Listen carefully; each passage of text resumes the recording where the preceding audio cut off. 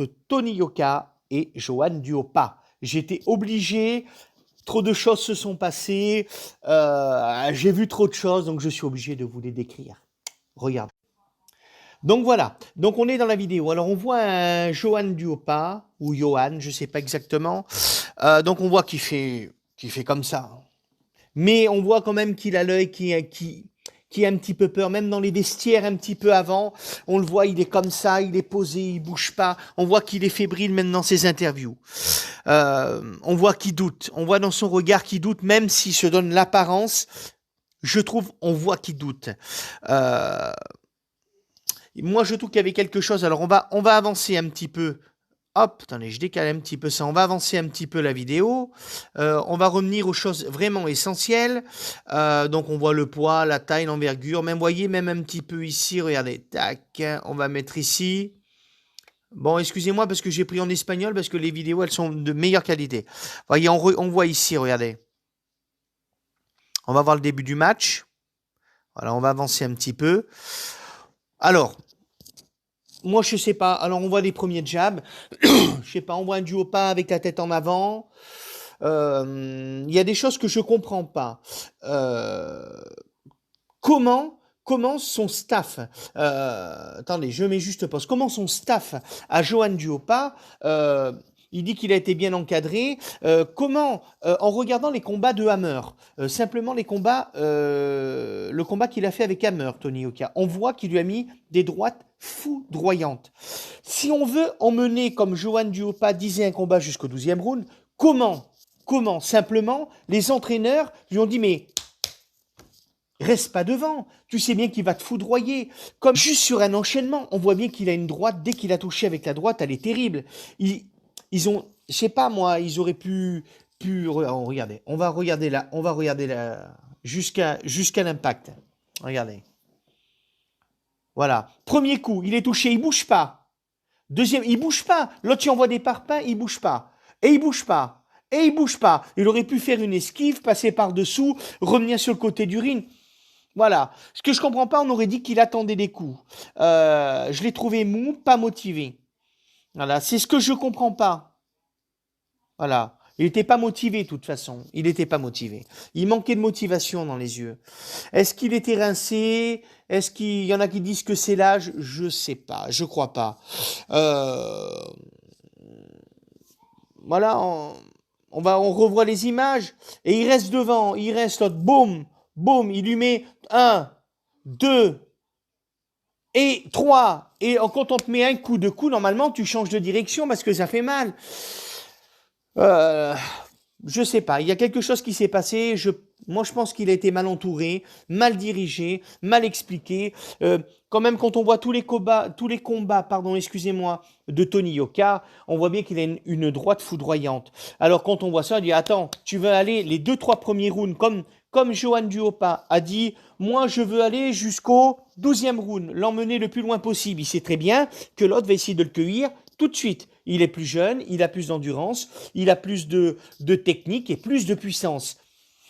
Je sais pas, moi c'est ce que j'avais prédit. J'ai dit il dépassera pas les 2-3 premiers rounds. L'autre va pas vouloir. Et pour montrer au monde entier qui est Tony Yoka, parce que on va pas enlever quand même la puissance, les qualités de Tony Yoka. On peut pas enlever ces qualités-là.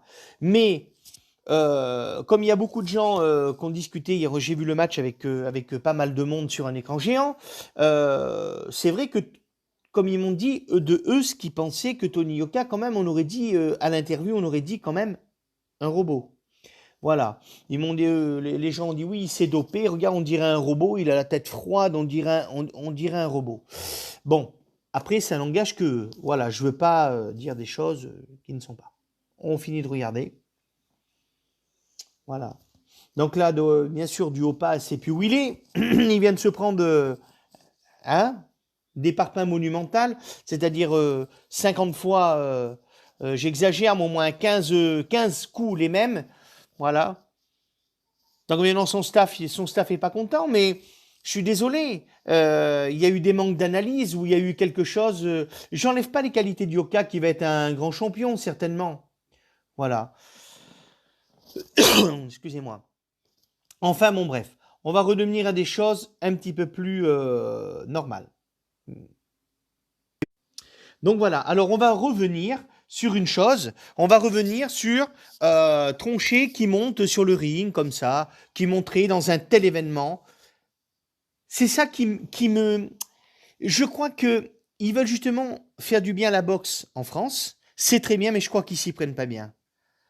Alors bon, je n'ai pas trop de leçons à donner, c'est ce que vous pouvez me dire, bien sûr, mais je suis quand même téléspectateur. euh, alors il serait monté comme ça sur le ring. Euh, voilà, c'est faux, parce que tout a été organisé, tout ce qu'ils ont dit ont été organisés, tout a été fait, tout a été prévu. Moi, ça me fait penser à un combat de catch. Catch américain. Ils ont pris le même système, l'auto-challenger. Il n'y a pas de challenger. Il n'y a pas de combat. Vous savez pourquoi? Moi, je pense, ce combat-là, pour une seule et bonne raison, c'est qu'ils vont avoir du mal avec le Covid à faire venir d'autres boxeurs d'autres pays pour venir boxer avec Tony Yoka et voyager. Donc le seul qui est à peu près en course, c'est soit Carlos Takam, mais bon, il est à la retraite, peut-être Carlos Takam, ou il est juste limite comme Johan Duopa y était quasiment. Et je pense que Tronchet n'est pas à la hauteur déjà pour se mettre en face de Tony Yoka, même qu'il a des qualités pugilistiques. Je lui enlève pas ses qualités de boxeur, mais je pense quand même, c'est juste pour ça, parce que là, il n'y a plus de franco-français, puisque c'est quand il était champion de France que ça aurait pu être intéressant à voir le combat. Voilà. Et je pense même avec d'abord au niveau du titre de champion de France, quand Cyril Léoné a fait le combat avec Tronchet, je pense que déjà Léoné, je ne sais pas pourquoi je reviens là-dessus, mais parce que ça me tient à cœur, Léoné, on n'aurait jamais dû lui enlever son titre de champion de France. Il devait garder son titre de champion de France. Voilà. Voilà. Et puis là, c'est une espèce de comédie sans nom, quoi. Voilà. C'est-à-dire, je crois pas que ça valorise la boxe. Voilà, c'est mon avis personnel. Donnez-moi votre avis sur ce que j'ai dit, parce qu'il faut quand même, ça me tenait à cœur quand même d'analyser ces choses-là, et j'espère même. Alors, je voulais dire une chose, simplement, voilà, sur les présentateurs. On va quand même laisser la vidéo tourner. Sur les présentateurs de la soirée, que Fabrice Thiozo, qui était un très très grand boxeur, que j'ai beaucoup aimé et beaucoup suivi à cette époque-là, j'ai connu cette grande époque de la boxe. Je pense personnellement, c'était pas la hauteur au niveau de la présentation de boxe, c'était pas la hauteur, c'était pas ça. Mais bon, ça empêche pas d'avoir des amis. La vidéo est finie. Donc c'est ma première vidéo c'est-à-dire de mon opinion sur la boxe. J'espère en faire d'autres. Quand il y aura des combats qui me tiendront à cœur, je le ferai parce que c'est un sport qui me plaît beaucoup. Voilà.